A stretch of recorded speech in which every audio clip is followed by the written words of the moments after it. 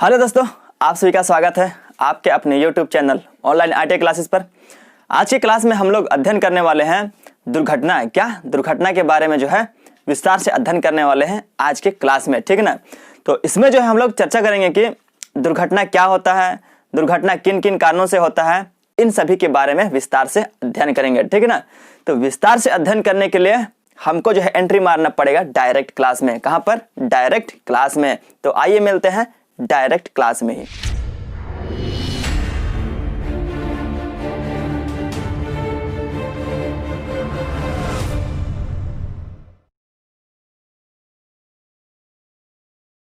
तो दोस्तों अब जो है हम लोग क्लास में आ चुके हैं, ठीक है ना। क्लास में एंट्री मारने का मतलब यह है कि दुर्घटना और जितने भी दुर्घटना के कारण है उनका सबका जो है धुर्रा के साथ गर्दा भी उड़ने वाला है, ठीक है ना।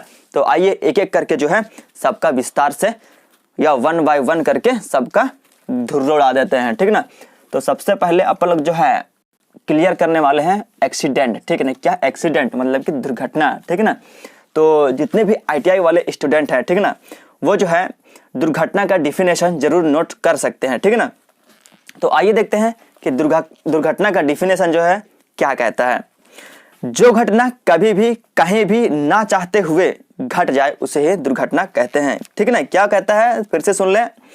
जो घटना कभी भी कहीं भी ना चाहते हुए घट जाए उसे दुर्घटना कहते हैं, क्योंकि किसी भी दुर्घटना का कोई निश्चित स्पेस या जगह नहीं होता है, ना ही उसका कुछ टाइमिंग होता है, और कोई भी व्यक्ति नहीं चाहता है कि अपने साथ जो है दुर्घटना घटित हो। इसलिए यहाँ पर यह कहता है कि जो घटना कभी भी कहीं भी ना चाहते हुए घट जाए उसे ही दुर्घटना कहते हैं, ठीक है ना। तो उम्मीद करता हूं कि दुर्घटना जो है आपको अच्छे समझ में आ गया होगा, ठीक है ना, कि दुर्घटना को जो है दुर्घटना क्यों कहते हैं, ठीक है ना। क्योंकि दुर्घटना का जो है कोई भी निश्चित टाइमिंग नहीं रहता है, दुर्घटना का जो है कोई निश्चित है ना इसका जगह नहीं होता है, और दुर्घटना ऐसा चीज है जो ना चाहते हुए भी घटित हो जाता है, इसलिए इसे दुर्घटना कहते हैं, ठीक है ना। अच्छे समझ लीजिए, ठीक है ना, ताकि आपको जो है किसी भी प्रकार का कोई भी डाउट ना हो, ठीक है ना, और कोई भी कंफ्यूजन ना हो समझने में, ठीक है। तो यदि किसी भी प्रकार का कंफ्यूजन है तो एक बार फिर से बता देता हूं कि दुर्घटना का डिफिनेशन क्या है, ठीक है ना। जो घटना कभी भी कहीं भी ना चाहते हुए घट जाए उसे ही दुर्घटना कहते हैं। जैसे मैंने बताया कि दुर्घटना का कोई भी निश्चित जगह नहीं होता है। क्या? दुर्घटना का कोई भी निश्चित जगह नहीं होता है, कोई भी उसका समय सीमा या टाइमिंग नहीं रहता है, और दुर्घटना ऐसी चीज है जो कि ना चाहते हुए भी हमारे साथ घट जाता है, इसलिए इसे दुर्घटना कहते हैं, ठीक ना। तो उम्मीद करता हूं कि आप सभी के माइंड में या खोपड़ी में जरूर घुस गया होगा कि एक्सीडेंट का डिफिनेशन क्या होता है, ठीक ना। और दोबारा जो है इसको आप कभी नहीं भूलेंगे, ठीक है, कि डिफिनेशन क्या होता है दुर्घटना का, ठीक है। तो आइए अब आगे बढ़ते हैं अपन लोग कि दुर्घटना होने के जो है कौन कौन से कारण हैं, ठीक है ना। तो आइए एक एक करके देख लेते हैं। तो आईटीआई वाले जितने भी बच्चे हैं उनको मैंने सबसे पहले ही बता चुका हूं कि जितना भी चीज मैं व्हाइट बोर्ड पर लिखता हूं वो सब जो है वेरी वेरी इंपॉर्टेंट चीज रहती है, ठीक है ना। इसलिए जो है वो सब जरूर नोट कर लें, ठीक है। तो आइए देखते हैं दुर्घटना के कारण जो है कौन कौन से हैं, ठीक है। तो पहला है अज्ञानता, इसका इंग्लिश में कहते हैं इसे इग्नोरेंस। दूसरा जो है उत्सुकता, इसको इंग्लिश में कहते हैं है ना क्यूरियोसिटी। और तीसरा जो है अत्यधिक आत्मविश्वास, इसको इंग्लिश में कहते हैं ओवर कॉन्फिडेंस, ठीक ना। और चौथा जो है रुचि की कमी, इसको इंग्लिश में कहते हैं लैक ऑफ इंटरेस्ट, ठीक ना।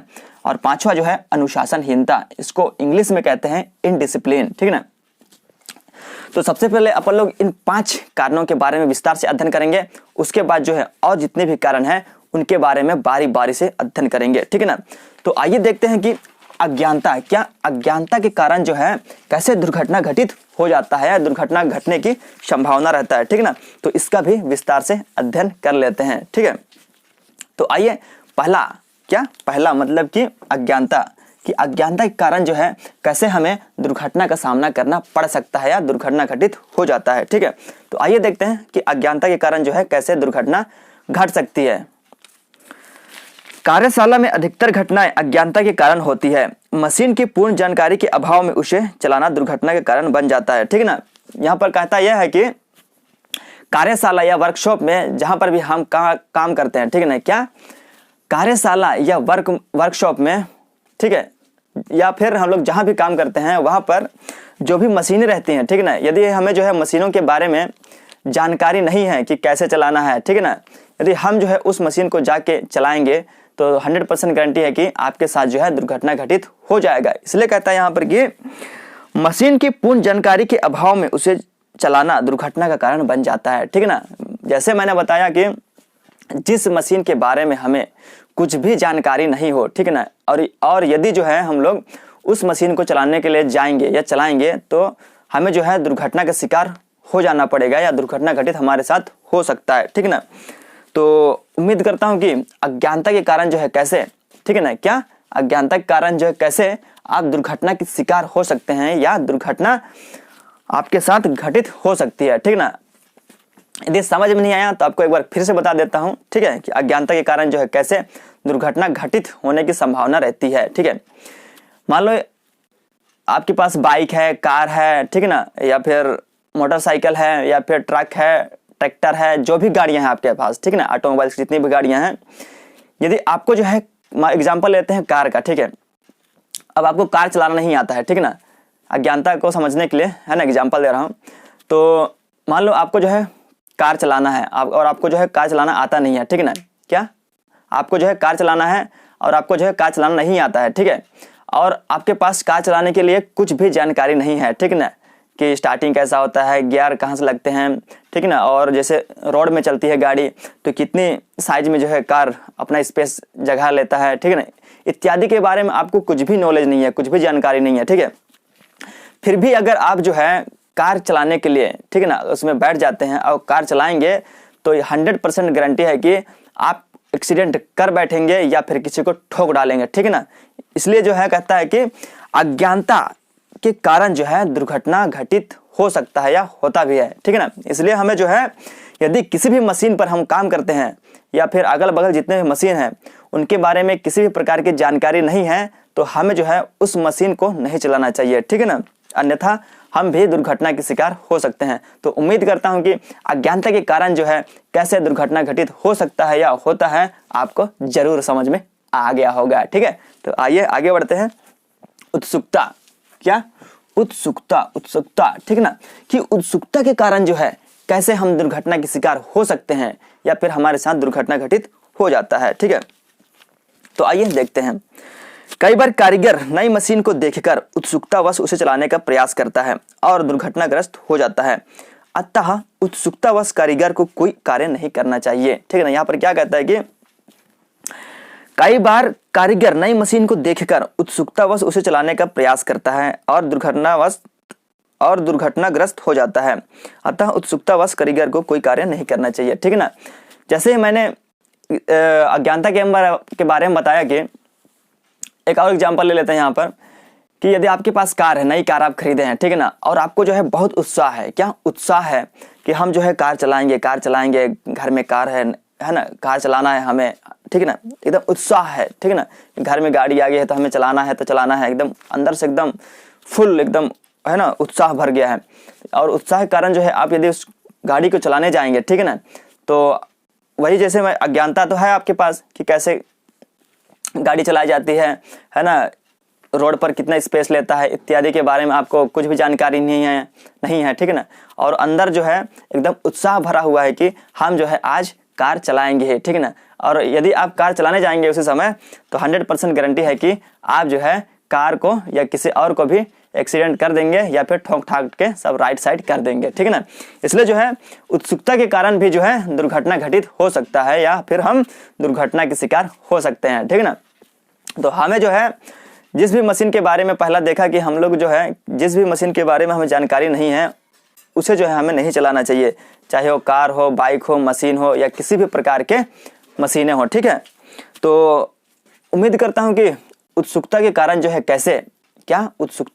है कैसे दुर्घटना घटने की संभावना रहती है, ठीक है ना, ये बात भी आपको जो है अच्छे से समझ में आ गया होगा, ठीक है। तो आइए अब आगे चलते हैं कि अगला दुर्घटना का कारण क्या है। तो अगला दुर्घटना का कारण है वो जो है अत्यधिक आत्मविश्वास, क्या ओवर कॉन्फिडेंस, ठीक है ना। तो आइए कि अत्यधिक आत्मविश्वास के कारण जो है कैसे दुर्घटना घटित हो सकता है या फिर हम दुर्घटनाग्रस्त हो सकते हैं। ठीक है ना। कई बार कारीगर को अत्यधिक आत्मविश्वास हो जाता है कि मैं पूर्ण कारीगर बन गया हूं, जबकि यह भ्रम एक दुर्घटना को आमंत्रण दे देता है और कारीगर दुर्घटना का शिकार हो जाता है। ठीक है ना। बहुत से ऐसे है ना एम्प्लॉय रहते हैं जो कि काम करते करते अपने आप को ऐसा समझते हैं कि मैं एक पूर्ण कारीगर हूँ। ठीक है ना। एकदम मैं एक्सपर्ट हूँ, एकदम एक्सपर्ट। ठीक है ना। मेरे लिए ये सब बायां हाथ का खेल है। ठीक है ना। ऐसा समझते हैं। एग्जाम्पल के ले लेते हैं, आपके कोई भी ड्राइवर है, ठीक है ना, वो जो है काफ़ी दिनों से चला रहे हैं मान लो, और उनको जो है ऐसा लगता है कि एकदम एक्सपीरियंस है, एकदम पूर्ण रूप से सक्षम है चलाने के लिए। ठीक है ना। 80, 90, 150 जितना भी स्पीड चाहे वो भगा सकता हूँ। ठीक है ना। तो ऐसा कहता है यहाँ पर कि जबकि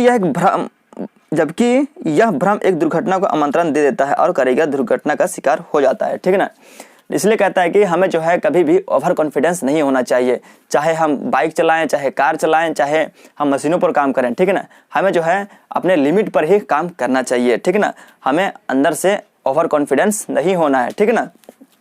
तो उम्मीद करता हूं कि आप सभी को भी जो है अत्यधिक आत्मविश्वास के कारण जो है कैसे दुर्घटना घटित हो जाता है, ये बात भी जो है आपको जरूर समझ में आ गया होगा। तो अब अगला धुर्रा उड़ाने की बारी है कि रुचि की कमी के कारण जो है कैसे हम दुर्घटना के शिकार हो सकते हैं या हमारे साथ भी दुर्घटना घटित हो सकता है। तो आइए इसका भी देख लेते हैं। कारीगर यदि रुचि लेकर कार्य करेगा तो वह सफल होगा, लेकिन रुचि के अभाव में कार्य को करने पर अर्थात जॉब पर ध्यान केंद्रित ना होने के कारण वह दुर्घटना को आमंत्रित कर देता है। ठीक है ना। क्या कहता है कि यदि कोई भी एम्प्लॉय है, ठीक है ना, कोई भी एम्प्लॉय है या कर्मचारी है, उसे जो है किसी भी काम करने के लिए बिल्कुल इंटरेस्ट नहीं है। ठीक है ना। बिल्कुल रुचि नहीं है। ठीक है ना। यदि कोई मैनेजर व्यक्ति आता है और उसे जबरदस्ती काम करवाता है और उस व्यक्ति का जो है उस काम में बिल्कुल भी इंटरेस्ट या इच्छा या रुचि नहीं है, ठीक है ना, तो यहाँ पर यह होगा कि रुचि ना होने के कारण जो है वह व्यक्ति जो भी काम करवाएगा मैनेजर, ठीक है ना, उस काम पर अपना ध्यान जो है केंद्रित नहीं कर पाएगा। अपना ध्यान जो है केंद्रित नहीं कर पाएगा, जिसके कारण जो है वह भी दुर्घटना का शिकार हो सकता है या उसके साथ भी दुर्घटना घटित हो सकता है। ठीक है ना। इसलिए कहता है कि रुचि की कमी है, मतलब कि आपको जो है जिस भी काम करने में रुचि नहीं है उस काम को आप बिल्कुल ना करें। ठीक है ना। नहीं करना चाहिए। ठीक है। तो उम्मीद करता हूं कि रुचि की कमी के कारण जो है कैसे दुर्घटना घटित हो सकता है या दुर्घटना होने की संभावना रहती है, ये बात भी आपको अच्छे से समझ में आ गया होगा। ठीक है। तो अब आगे चलते हैं कि अनुशासनहीनता के कारण जो है कैसे दुर्घटना होने की संभावना रहता है या दुर्घटना भी घटित हो सकता है। ठीक है। आइए देखते हैं। कारीगर की अनुशासन के प्रति लापरवाही, जैसे कार्यशाला में दौड़ना, एक दूसरे से मजाक करना, वस्तुओं को इधर उधर फेंकना, लड़ना झगड़ना आदि दुर्घटनाओं को निमंत्रण देता है। ठीक है ना। क्या कहता है? कारीगर की अनुशासन के प्रति लापरवाही, जैसे कार्यशाला में दौड़ना, एक दूसरे से मजाक करना, वस्तुओं को इधर उधर फेंकना, लड़ना झगड़ना आदि दुर्घटनाओं को निमंत्रण देता है। ठीक है ना। यदि हम कहीं पर भी काम करते हैं, ठीक है ना, तो वहां पर जो है हमें क्या लड़ाई झगड़ा, दौड़ धूप, है ना, मस्ती मजाक, है ना, वहाँ की वस्तुओं की इधर उधर फेंकना नहीं चाहिए। ठीक है ना। ये जो है अनुशासनहीनता कहलाता है। ठीक है ना। तो ऐसा करने से भी हमें दुर्घटना के शिकार होना पड़ सकता है। ठीक है ना। और हम जो है दुर्घटना के चपेट में आ सकते हैं। ठीक है ना। इसलिए जो हमें डिसिप्लिन होकर जो है कहीं पर भी काम करना चाहिए। ठीक है। तो आइए दोस्तों, अब अगले कौन कौन से कारण हैं दुर्घटना के, उनके बारे में देख लेते हैं। ठीक है। तो अगला दुर्घटना का कारण जो है ओवर टाइम, गलत औजारों का प्रयोग करना, विद्युत वायरिंग का सही ना होना, मशीन पर सुरक्षा कवच न लगा होना और अनुपयुक्त योजना और कार्य करने की अनुचित विधि। तो एक एक करके जो है इनके बारे में विस्तार से अध्ययन करेंगे और सबका जो है क्या करेंगे, सबका धुर्रा या गर्दा उड़ा देंगे। ठीक है। तो आइए सबसे पहले अध्ययन कर लेते हैं कि ओवर टाइम जो है कैसे दुर्घटना का कारण हो सकता है या बन सकता है। ठीक है। तो आइए सबसे पहले देख लेते हैं कि ओवर टाइम, ठीक है, ओवर टाइम काम करने से जो है कैसे दुर्घटना के हम शिकार हो सकते हैं। ठीक है। कारीगर अपने निश्चित कार्य घंटों के अतिरिक्त यदि अधिक समय तक कार्य करता है तो वह थक जाता है और थकान के कारण अपने कार्य पर पूरा ध्यान नहीं दे पाता। आवश्यकता से अधिक ओवर टाइम करना दुर्घटना को निमंत्रण देना होता है। ठीक है ना। क्या कहता है कि यदि जो भी एम्प्लॉय है या कर्मचारी हो, वो जहाँ पर भी काम करता है, ठीक है ना, यदि वह व्यक्ति जो है अपने निश्चित कार्य घंटों के अतिरिक्त यदि अधिक समय तक कार्य करता है, क्या, यदि निर्धारित समय से अधिक घंटों तक कार्य करता है, ठीक है ना, तो वह जो है थक जाता है। क्या कहता है कि वह जो थक जाता है और थक जाने के कारण जो है वह अपने काम पर जो है अपना पूर्ण ध्यान केंद्रित नहीं कर पाता है। ठीक है ना। इसलिए कहता है कि ओवर टाइम काम करने से भी दुर्घटना हो सकता है और हम जो है दुर्घटना के शिकार हो सकते हैं। ठीक है ना। तो उम्मीद करता हूं कि दुर्घटना के ये कारण भी आपको जरूर समझ में आ गए होंगे कि ओवर टाइम काम करने से जो है हम कैसे दुर्घटना के शिकार हो सकते हैं। ठीक है ना। यदि समझ में नहीं आया तो एक बार आओ बता देता हूं कि ओवर टाइम काम करने से जो है हम कैसे दुर्घटना के शिकार हो सकते हैं। ठीक है ना।